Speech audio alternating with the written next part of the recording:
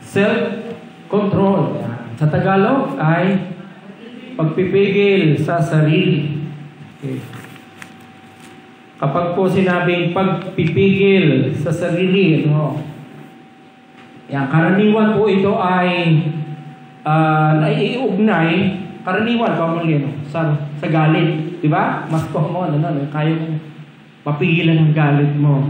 Yan ang common na notion natin pagka tinawag na self-control. Pero malawak po siyempre, kagaya mo ng ibang bunga ng Espiritu, yan ay nahahayag sa iba't iba nating naranasan sa buhay, sa katotohanan, lahat po ng bunga ng Espiritu, mga naunang nabanggit, ay kinakailangan ng self-control. Kasi para masabi ko ay mahinahon, kahinahonan, dapat may self-control ka. Tama? Kapag ikaw ay matika, ganun din. Nagtsatsaga ka sa iyong mga nakakausap, At kung kapayapaan man, siyempre, mapapayapa ka dahil nagawa mong limitahan yung mga iniisip mo, napipigilan mo kung alin ang mga dapat mo lang na maging concern. Pagkatapat, siyempre, katapatan para maging tapat sa mga karelasyon mo, kailangan mo rin ipagpipigil ka sa mga ibang pang relasyon na papasukin at hindi papasukin. At sa kabuuan po, kaya marahil yun ang pahuling binanggit ni Apostol Pablo dahil yung naka-embed sa lahat ng bunga ng Espiritu. At ito rin po ay bunga ng Espiritu Santo. Pero take note, bunga yan, at magbubunga lang po sa atin yan kung sa simula tayo po ay nagpapasakop sa Espiritu ng Diyos. Hindi naman po natin dapat iisipin na automatic lalabas yan sa ating buhay. Ang condition po ay walk by the Spirit. Sabi po sa Galatia, and you shall not fulfill desires of the flesh. Yun po yung kabaligtaran kasi ng bunga ng Espiritu. Yung gawa ng laman sa ating buhay. Yung mga, sabi doon paglalasing, pakikipag-away, pangangalunya, at iba pang mga masasamang mga gawain. So, tunay po na ito ay dulot o bunga ng Espiritu sa ating buhay. Pero hindi po ito automatic lalabas sa atin kung hindi tayo nagpapasakop sa Diyos. Yun po yung ating step. Magpasakop tayo at lumakad tayo ayon sa Espiritu. Okay? At patuloy po natin bibigyan ng diin nyo. Sabihin ay meron po tayong cooperation. Meron tayong partnership na sabihin natin sa Espiritu ng Diyos. Nasa sa process po tayo tinatawag na sanctification, pagpapaging banal. At yun po ay nangangahulugan, nangangailangan na patuloy po natin na pag-submit sa kalooban ng Diyos. So, the fruit of self-control at sa akin po, bagamat ito ay mostly iniugnay nga sa emosyon ng pagkagalit. Pero ito po ay sa lahat. Sa totoo, ito ay sa bawat gagawin natin na ating minamanage yung ating sarili.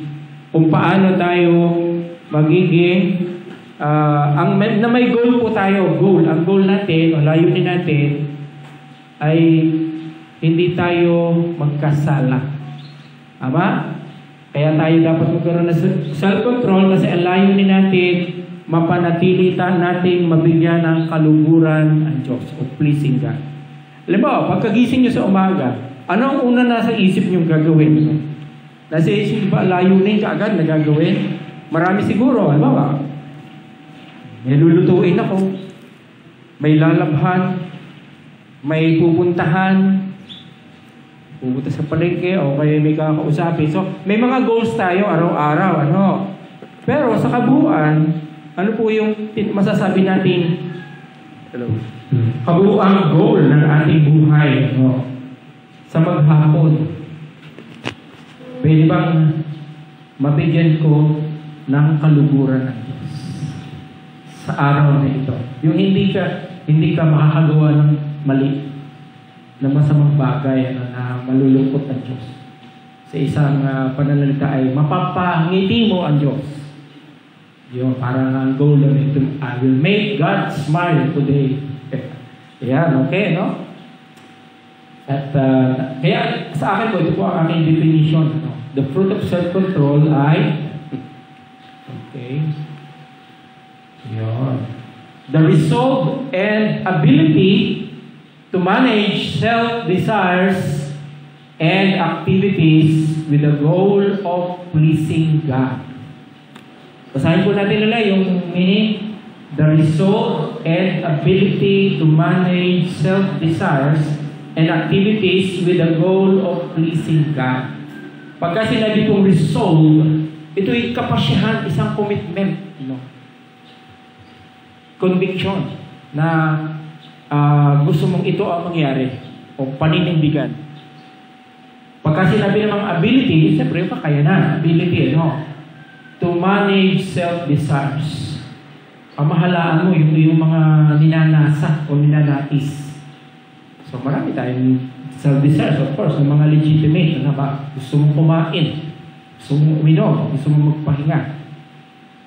So, kahit sa pagkain natin, kailangan natin ding i-apply yung self-control. Kasi kung alam mo may mga bawal na sa'yo ng mga pagkain, ay kailangan mong magiging mapili ka na ngayon. Tinatandaan mo yung payo ng iyong doktor. Yung ba sa mga bagay na yun, And then, maging sa mga activity, mga gagawin mo. Siguro naman, sa mahabang panahon ka nabubuhay, ay unti-unti mo na nakikilala ang sarili mo. Diba? Na kung ano yung limitasyon mo, kung hanggang saan ka. So, sisikapin mo na hindi ka na matutulog ka na sa ganitong oras. Dahil pagka lumampas ka na, ay mahirap ang kinabukasan. Alam mo, mapupuyat ka. So, yung bang kakayanan natin na i-manage yung sarili natin, dahil ang goal natin, mas maging maayos yung ating takbo ng buhay. Sa iba't iba pang mga area ng ating buhay. So, titingnan po natin yan. Higit sa lahat, ang layunin natin ay para maparangalan o mabigyan ng kaluguran ng Diyos. Kaya kasama din po doon na hindi natin gagawin yung ibang mga bagay na nakikita natin at ginagawa ng ibang tao dahil alam natin mali. Kasi sa pagbabasa natin ng salita ng Diyos, ay mali pala. Kung dati man natin ginagawa noon, ngayon ay sinisikap na natin na hindi na. Okay? So, halimbawa, tanda ko nung ako'y bata pa. Ako'y from time to time, nakakapangubit ako sa aking kapatid.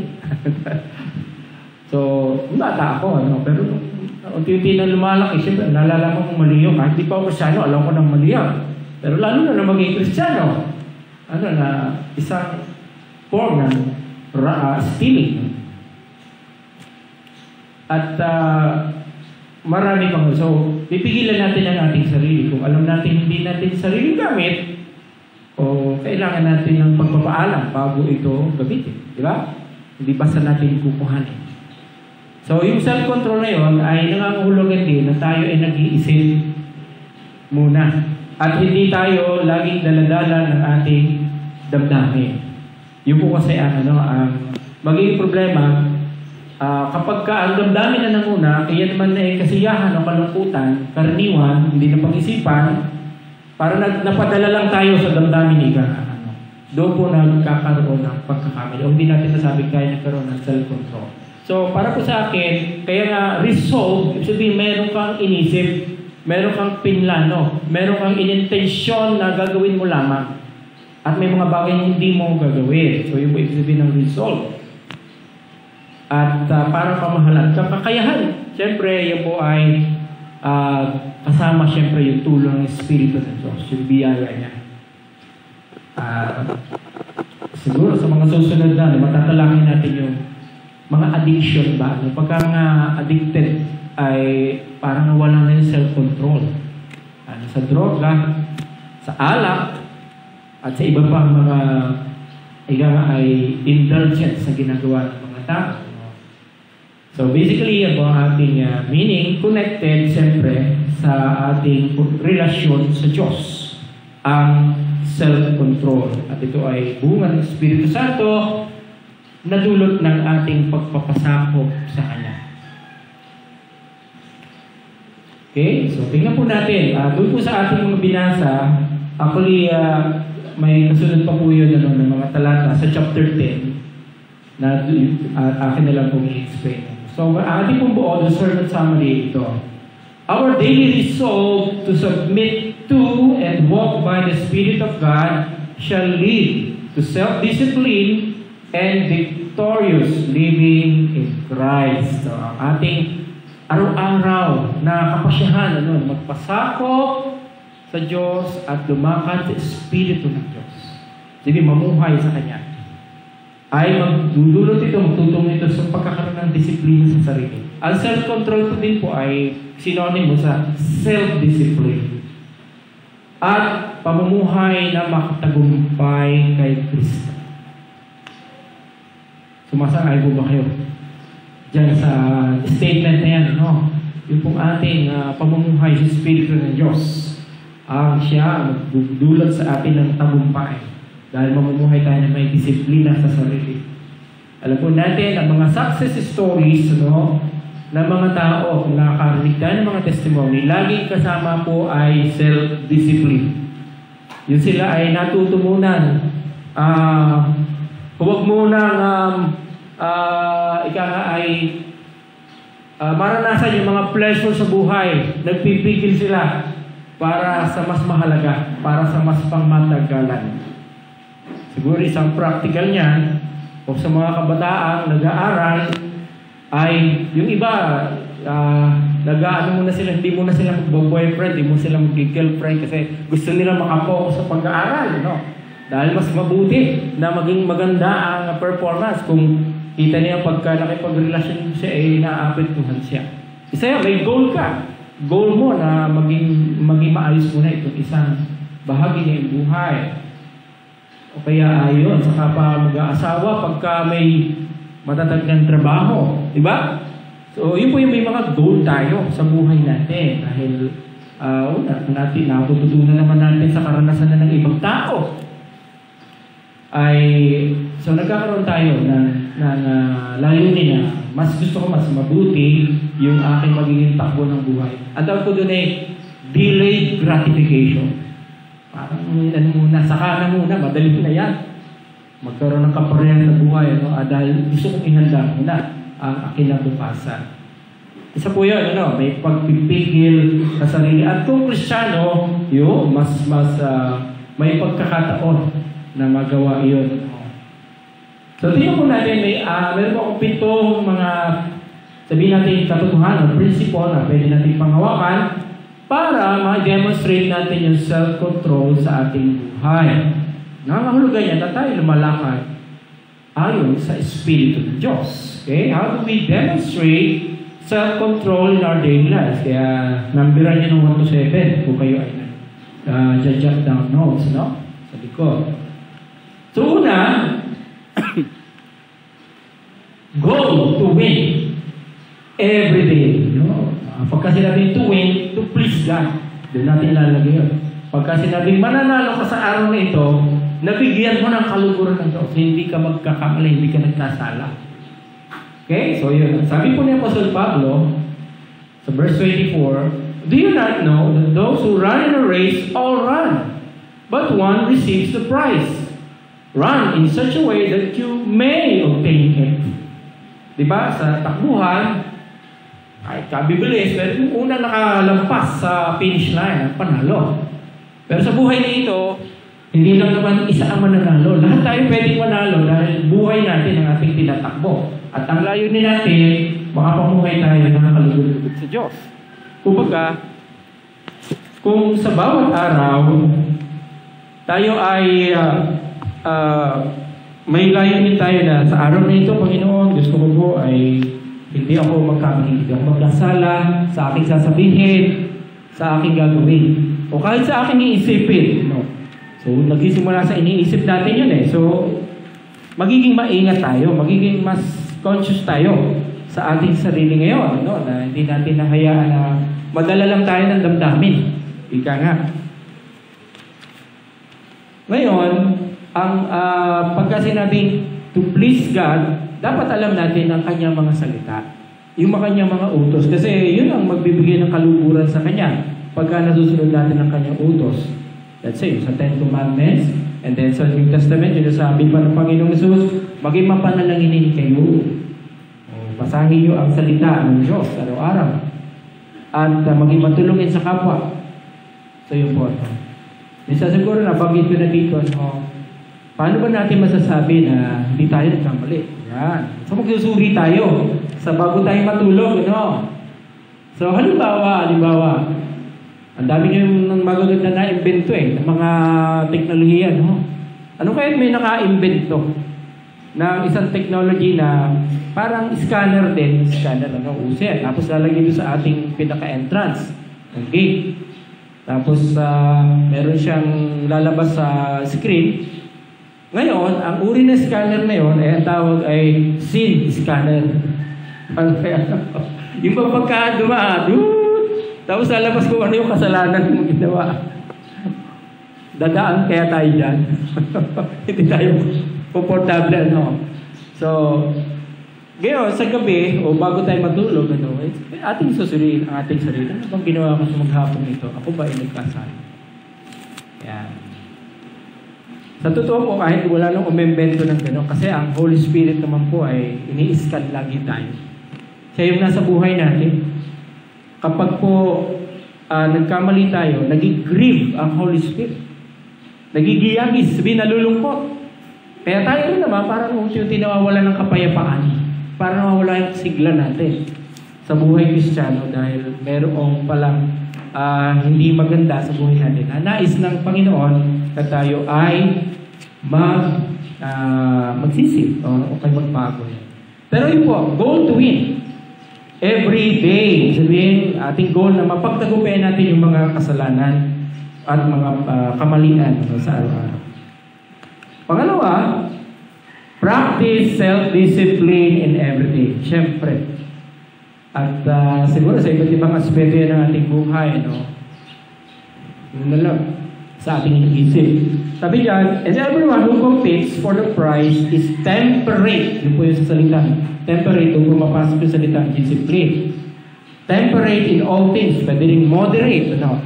Now they do it to obtain a perishable crown, but we for an imperishable crown. Kumbaga, halimbawa na lang sa isang atleta na tumatakbo sa running. So, lagi siyang mayroong training na dinadaanan, At yung kanyang mga kinakain ay kanya rin ika nga ay calculated kung ano yung mga klaseng pagkain. So, umiiwas siya dun sa mga magpapahina ng katawan o magpapasakit. So, karaniwan ay yung mga gulay, prutas, mga inumin na mga malulusog para sa katawan. At ginagawa daw yun noon, kahit mga boksingero, bawa ngayon, si Pacquiao, laban na naman. So, yung mga tao talagang pinapanood siya sa kanyang training. So, doon, then, kung makikita natin, napakahaba ng panahon ng training kumpara sa actual na kompetisyon. Di ba? Mga 3 buwan, 4 na buwan, magte-train yung mga boksingero. Tapos sa loob ng 12 rounds, na 36 minutes, nila gagamitin yun. Pero ganun po, mas mahaba talaga ang training. Kaya tayo rin po, ang ating training naman, pang-spiritual, hindi lang physical. Kaya sabi doon, yung mga ginagawa ng mga secular na sports, ay para makakuha ng mga corona ng mga maglalaho din. Sabihin, pandito lang sa lupa. Yung mga karangalan na yon. Tayo naman, ang ating goal na ito ay para tayo makakuha ng koronang pang walang hanggan sa langit, sa piling ng Diyos. Kaya mas mahalaga yung ating tinitingnan na gantimpala na buhat sa Diyos. Dahil ito po ay buhay natin kung paano natin ipapamuhay ito. Kaya kailangan po natin i-practice yung mga disiplina ninyo. Ano nga bang mga disiplina ang kailangan natin para makapamuhay natin? Kung matatandaan nyo po, siguro ulit-ulitin natin yun. Yung disiplina ng isang mananampalataya ay ang disiplina sa salita ng Diyos. Yung ating patuloy na pagtanggap ng salita ng Diyos. Disiplina sa pananalangin. Ating pakikipag-usap sa Diyos. Disiplina ng pakikipagkapatiran. Yan, tayo nakikipagkapatiran, hindi lang sa worship, kundi yung iba pang gathering natin. And then, disiplina rin ng pagpapatutuo sa ating kapwa, witnessing. And then, yung paglilingkod sa kabuuan. So, at least may 5-fold disciplines na tinatawag. At may pang-anim pa, yung pinakauna pala ay siyempre yung ating personal na devotion sa Panginoon. Kung yun po ay ating consistently nagagawa, ay mas makakaasa po tayo na lulusok yung ating spiritual buhay, magiging disiplinado tayo sa ating buhay kay Kristo. Pangatlo, overcome the greatest enemy, the flesh. O yung ating laman. Pwede sabihin yung ating sarili mismo. Dati po, nakabasa ako sa Manila Bulletin ba yun, saan yung cartoons na sabi ng mga karakter ay parang sila ay mga soldier, no? We have found the enemy. No? Nahanap nila. And his name is, ano daw po ang pangalan? Us. U.S. Sabi, tayo ang kalaban natin. Yung sarili natin ang ating kalaban. Diyo ba? Masasabi nyo ba nga na ang pinaka-greatest enemy natin, mismo sarili natin. Dahil tayo kasi, nagpapasya. Meron tayong parang gustong goal, pero parang sarili natin ang humahad lang. No? Dahil may iba tayong gustong gawin. Parang kung nabasa niyo po yung Romans chapter 7, si Apostol Pablo, may binabanggit po doon na ito, gusto kong gawin, pero hindi ko magawa. Parang may kantang ganun na. Gusto kong bumait, pero hindi ko magawa. Yun po ay reality ng may paglalaban sa ating kalooban. Yung lumang pagkatao, tinatawag, yung lumang buhay natin na nakikipaglaban pa rin o nakipaghilahan sa ating bagong buhay kay Kristo. Parang ayaw magpasakop sa Diyos ba? So, pero, pwede po natin overcome yan kasi sabi ng Panginoon. Sabi ni Pablo sa verse 26, therefore, I run thus, not with uncertainty. Thus, I fight, not as one who beats the air. So, hindi tayo parang tayo sumusuntok lang sa hangin. May mga tinatarget tayo ng mga kaaway natin mismo at yun yung pagsumpil sa ating makalaman o makalamang pagnanasa. Yung ayaw magpasako sa Diyos, ayaw manalangin, ayaw magbasa ng Bible, ayaw gawin ang utos ng Diyos. Kailangan po natin supilin yun. Pagiging tamad. Kailangan supilin natin yun. But I discipline my body and bring it into subjection, lest when I have preached to others, I myself should become disqualified. So yung sinasabi ni Pablo dyan, siya mismo, bilang tagapangaral ng salita ng Diyos, ay kailangan niya maging maingat sa kanya sarili mismo. Siya mismo, kailangan disiplinahin niya ang kanyang katawan para yung mga parang ninanasa nito na hindi kalooban ng Diyos, hindi niya magawa. Dahil kapag ka nangyari yun, siya mismo ay hindi makakwalify o parang magbabawaliwala yung kanyang mga pagpapagal na ginawa. At siguro yung mga practical example niyan, marami po, siguro tayo nababalitaan na mga nasa ministry, diba? Pastor man, mga Christian, na eventually biglang nawala sa ministry dahil nagkasala. Dahil immorality, o kaya patungkol sa pera, at iba pa. So, iniingat-ingatan po natin ang ating sarili mismo. Lalo na kami, mga tagapangaral na kailangan ay kung ano yung sinasabi, ay yun talaga ang ginagawa. Kahit walang nakakakita. So, yun po ang napakahalaga na kaya natin gagawin bilang mga Kristiyano yan. Kasi tayo nga mas sinitingnan ng ibang mga tao. Kahit po hindi sila nagtatanong, pero tayo pala ay tinitingnan nila sa mataas na standard kasi narinig nila yung mga pag-aaral natin. Kaya nga minsan nabanggit ko sa inyo, hindi naman namin pinag-uusapan yun, pero sabi sa akin nung taga sa akin, hindi ka pwedeng man-chicks, kasi born again ka. Buo naman. Ibig sabihin talagang meron silang ganong pagtingin sa atin. Kailangan, at yun po ay mga paalala na tayo po ay maging tapat lagi sa ating Panginoon. So, overcome the greatest enemy, the flesh, self. Self po natin. Kaya nga, sabi ng Panginoong Kristo sa kanyang panawagan, Lucas 9:23, kung ibig ninuman na sumunod sa akin, limutin niya ang ukol sa kanyang sarili. Deny self, pasanin ang kanyang krus araw-araw at saka sumunod sa akin. Yan. Later on, gusto ko pong talakayin niyo yan sa isang maikli lang sandali sa grouping mamaya. Pero yun po kasi sarili po natin ang ating pinakahuling isusuko kung sakali. Okay? Overcome the greatest enemy, the flesh.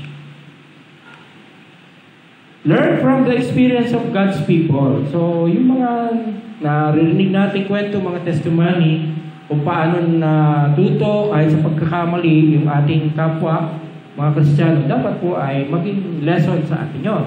So, may sinabi po sa chapter 10 po ito ng 1 Corinthians. Sabi ni Apostle Pablo, moreover, brethren, I do not want you to be unaware that all our fathers were under the cloud, all passed through the sea, all were baptized into Moses in the cloud and in the sea. Ang sinasabi po dyan, ni Apostol Pablo, yung ang mga Israelita noon ay nung napalaya sila mula sa Egypto, na sila naranasan nila yung iba't ibang power ng Diyos, yung miracles ng Panginoon. Sila po ay binigyan ng Diyos ng lilim ng ulap kapag araw, para hindi sila mainitan, dahil sila sa wilderness. Pagkagabi naman ay nagiging pillar of clouds. Pillar of fire pala. Pillar of fire. Para mainitan naman sila, para hindi sila lamigin doon sa kanilang lugar, Sila ay nabaptize into Moses in the cloud and in the sea. Ibig sabihin, naranasan nila na nahati yung dagat para sila ipakadaan at makatakas sila sa mga lumulusob na mga army ng Egyptians. At in turn, yun ang mga Egyptians ang napahamak. Ang sinasabi po dyan, naranasan ng mga Israelita ang kapangyarihan ng Diyos. Tapos sabi pa dyan, all ate the same spiritual food, yung tinatawag na mana. Yung parang galing sa langit, tapos nagiging tinapay, niluluto nila, ginagawang cake. At yun ang lagi nilang pagkain, provision ng Diyos yun. Kung sila ay nasa ilang, nasa wilderness. And all drank the same spiritual drink, for they drank of that spiritual rock that followed them, and that rock was Christ. Mula sa bato, umagos yung tubig, at nakainom sila sa mga lugar na parang wala. The point is, naranasan nila ang kapangyarihan ng Diyos. Pero, alam niyo ba, sabi din, but with most of them, God was not well pleased, for their bodies were scattered in the wilderness. To make the long story short, kung nabasa niyo po yan, sila po ay dumaan din sa judgment ng Diyos dahil marami sa kanila ay naging mapagreklamo, naging mga rebelde. Kahit na nakita na nila ang kakayanan ng Diyos na sila ay isustain sa kanilang pangangailangan, naging mapagreklamo pa rin sila. Gusto pa rin nilang bumalik sa Egypto. At pinagrereklamuhan nila sila Moses. Sabi, kami dinala mo dito sa ilang para dito kami mamatay. Sana doon na lang kami sa Egypto. Maraming kapin doon. Marami doon mga pagkain. Para sa atin po bilang mga mananampalataya, hindi kaya dumadating din po sa punto ng ating buhay na parang tayo naman, parang gusto nating balikan nung hindi pa tayo Kristiyano. Sana hindi na lang ako born again. Parang malayang-malaya ako gawin kahit ano. Di ba? Pwede ako pumunta sa disco, sa sugalan.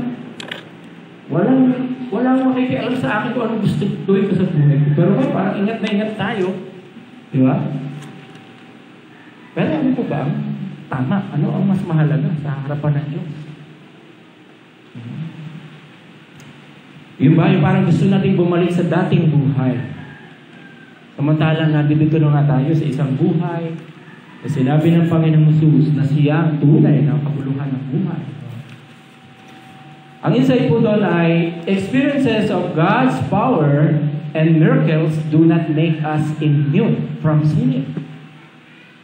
Take note mo, kahit po sila mismo ay nakaranasan ng kapangyarihan Diyos. Kumbaga para sa atin, parang dapat kumbinsido na tayo. Talaga magtapat na tayo sa Diyos. Susupply niya lahat nating pangangailangan. Pero hindi eh. Marami sa kanila, ang kasunod po noon, ay yung kanilang mga patuloy na kasalanan ginawa sa harapan mismo ng Diyos. Avoid imitating sinful desires and actions. Yan po yung ating pagtitake ng self-control. Now these things became our examples to the intent that we should not lust after evil things as they also lusted. Sila'y nagnasa ng mga masasamang bagay. Yung mga nakikita nilang ginagawa ng mga nation na kanilang dinaanan, na sabi na, from the start ng Diyos ay huwag niyong gagayahin. Yung mga ginagawa ng mga ibang bansa na sila'y mapagsamba sa Diyos-Diyosan, naghahandog sila ng mga sanggol sa apoy, para sa kanilang Diyos-Diyosan. At sila ay kung ano-anong ginagawang imoralidad. No?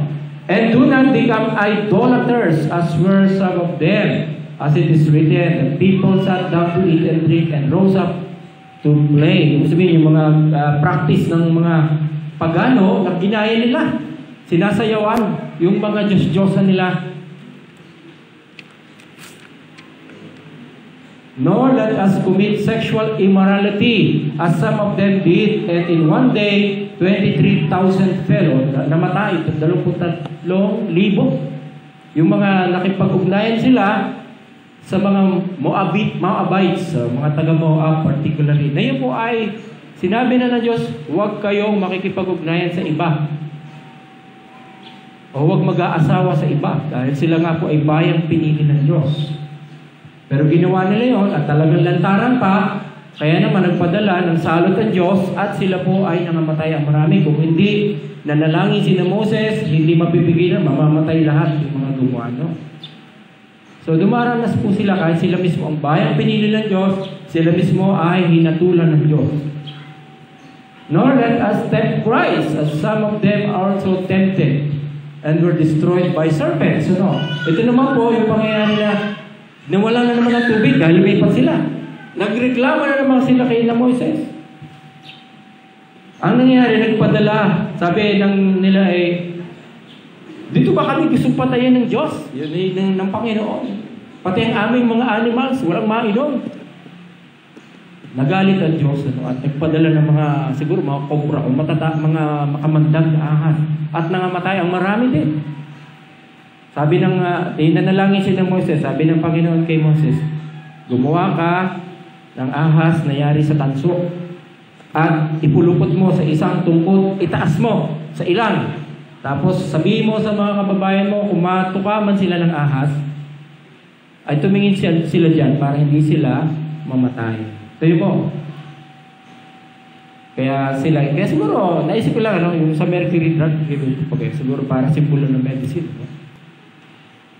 Pero ang point po doon, yun po ay isang paglalarawan na kaya binanggit po yun ang Panginoong Kristo kung paano itinaas ni Moises ang ahas sa ilang.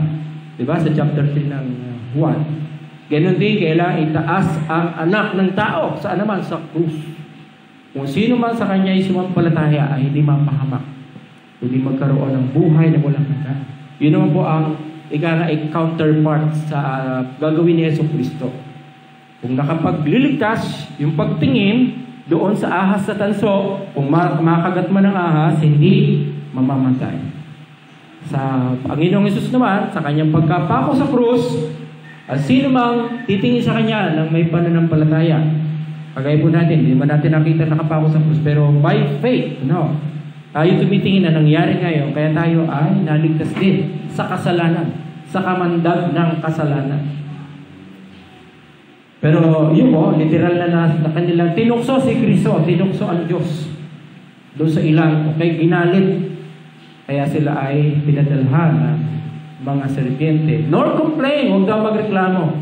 As some of them also complained and were destroyed by the destroyer. Yun, yung anghel na naman sa... Napakarami po ang nangamatay. Sa totoo lang, lahat po ng di umalis sa Egypt, more than 1 million yun. Mga babae, lalaki lang ay 600,000 plus na eh. Mga adult, Pero hindi po sila nakapasok sa lupang pangako yung lahat ng yun. Kundi yun lamang 20 years old below. Kasi yung pa 40th day nila, papasok na sana sila, kaya lang sila ay nagreklamo. Sabi nila, dahil may nag-espiya muna dun sa lupang pangako eh. 12. Yung 10 na bumalik, masama ang sinabi. Sabi, naku, huwag tayo pupunta doon. Mga higante na doon, hindi natin kaya. Mamamatay lang tayo. Yun naman dalawa, si Joshua at si Caleb, sabi, hindi, kaya natin yun sa tulong ng Panginoon. Masasakop natin sila. Pwede na natin sila sakupin. Yun. Nagalit ang Diyos, siyempre dahil doon sa 10 at na-discourage din yung marami. Kaya sa halip na tumuloy sila, ayaw nilang tumuloy. Nagalit tuloy ang Diyos sa kanila. At sabi, dahil dyan, 40 taon kayong magpapaikot-ikot sa ilang. Yun po ang dahilan, kaya 40 years sila na wandering sa ilang Dahil nga, sa sila ay naging mapagreklamo. Yung, may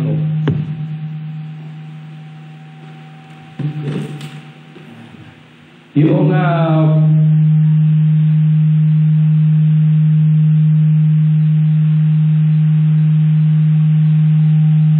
echo dito sa amplifier.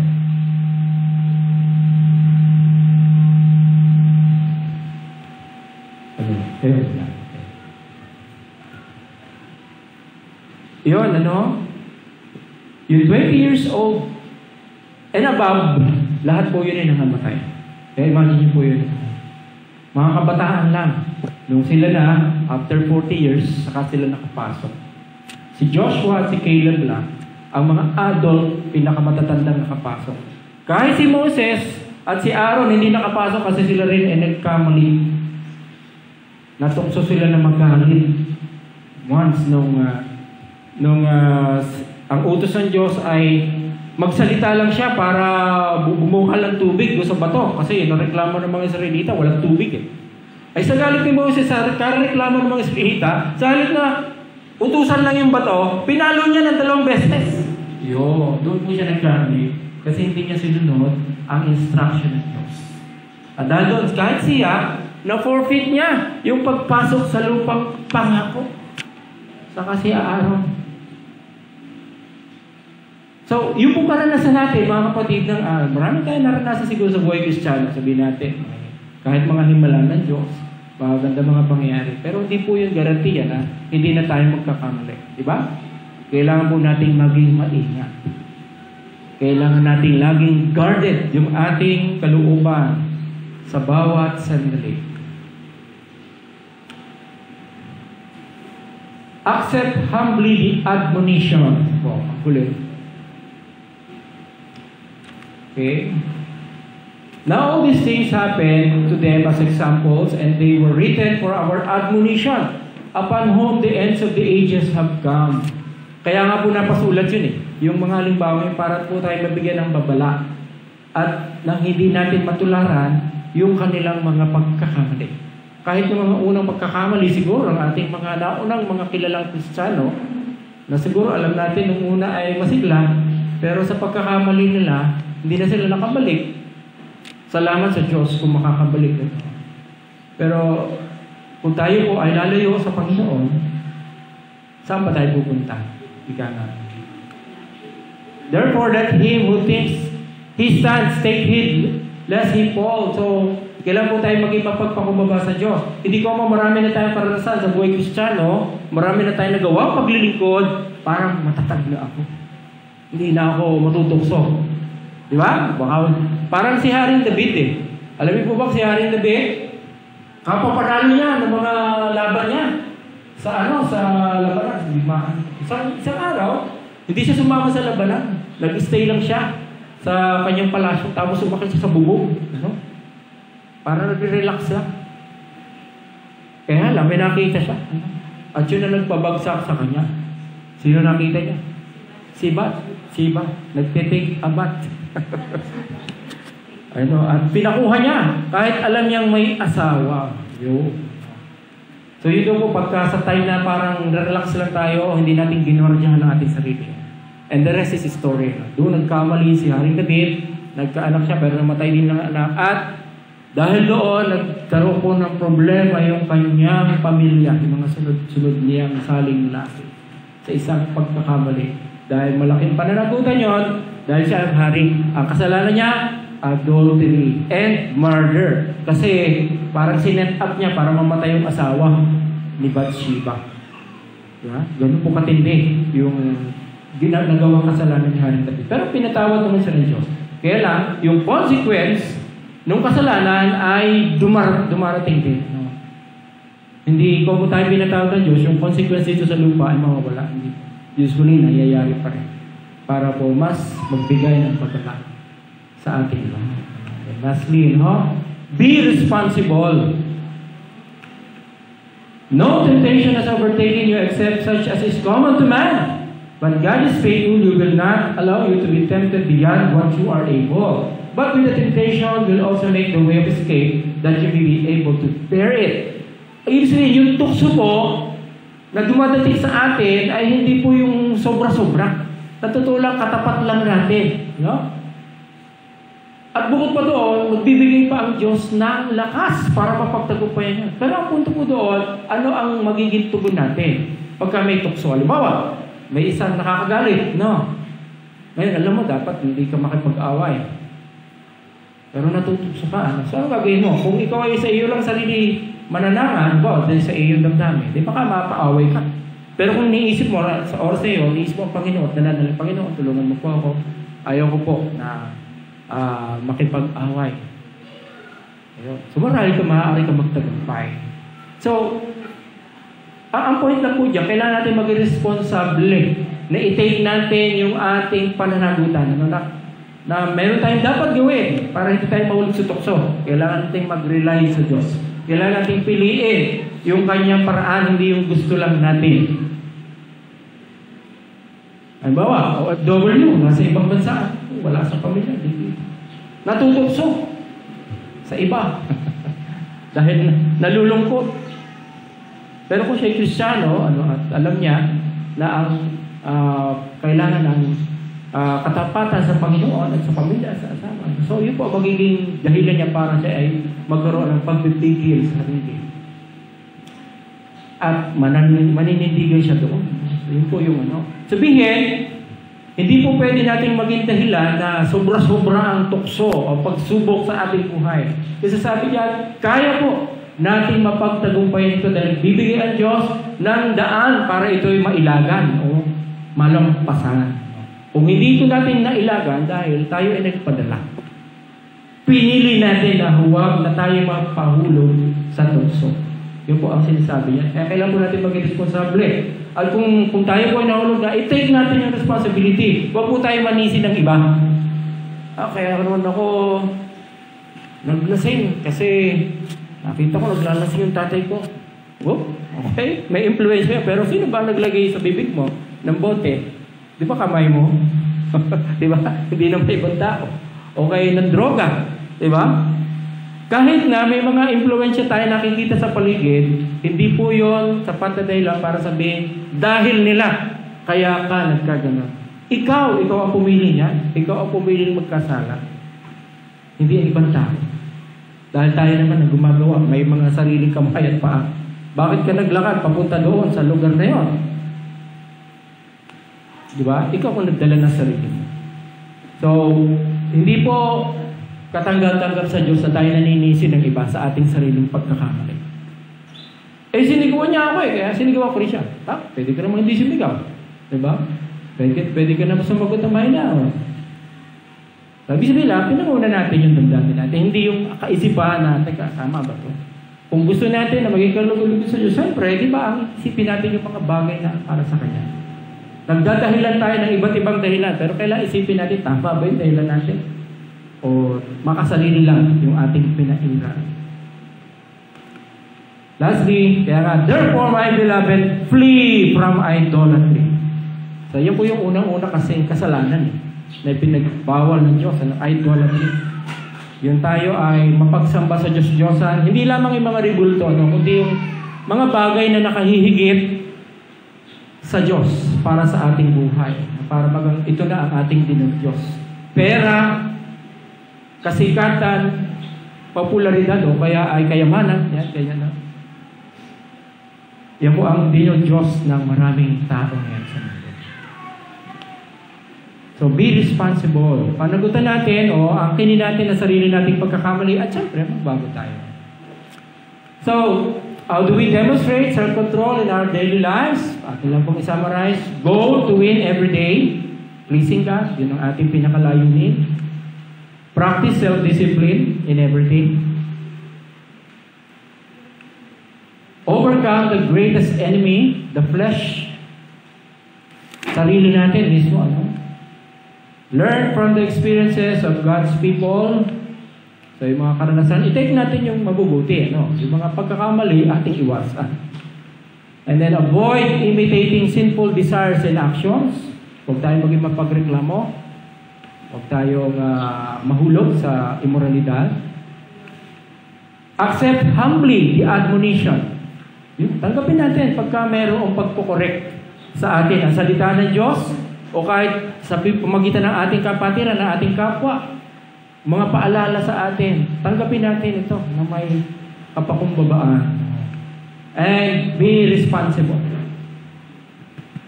Angkinin natin ating pagkakamali and mag-take step tayo para maitama ito. Remember, our daily resolve to submit to and walk by the Spirit of God shall lead to self-discipline and victorious living in Christ. Ito po, gusto kong pag-usapan natin, pag-usapan niyo po yan, right after, siguro kahit ngayon na lang po, bigyan ko po kayo ng kahit lang, sana gagawin natin grouping. Actually, gumawa po ako ng grouping, nandun po maliliit lang, saka tingnan nyo na bago kayo umalis mamaya, sa susunod na natin i-apply. Kahit kayo na lang magkatabi. So, yung immediate na magkatabi, kayo na lang po mag-uusap, yung pag-share kayo, take 2 minutes kayo. Sasagutin niya yung tanong na yan. Kung, number 1, kung ang layunin ng self-control ay bigyang kaluguran ng Diyos, anong bahagi ng iyong buhay ang kailangan mo pang magkaroon nito? Halimbawa, sa paggastos sa pera, paggamit ng gadget, social media, hindi mabuti pananalita, anong area pa ng buhay mo? Pala yung kailangan pang magkaroon ng self-control. So, try mo i-share para makapanalangin din kayo sa isa't isa. Then, ano ang pagkaunawa mo sa sinabi ni Jesus sa Lucas 9:23? Nalimutin ang sarili, pasanin ang krus araw-araw at sumunod sa akin. Share lang kayo. Take 1 minute ang bawat isang tanong para all in all, 4 minutes. So, bigyan ko kayo ng 5 minutes sa kabuuan.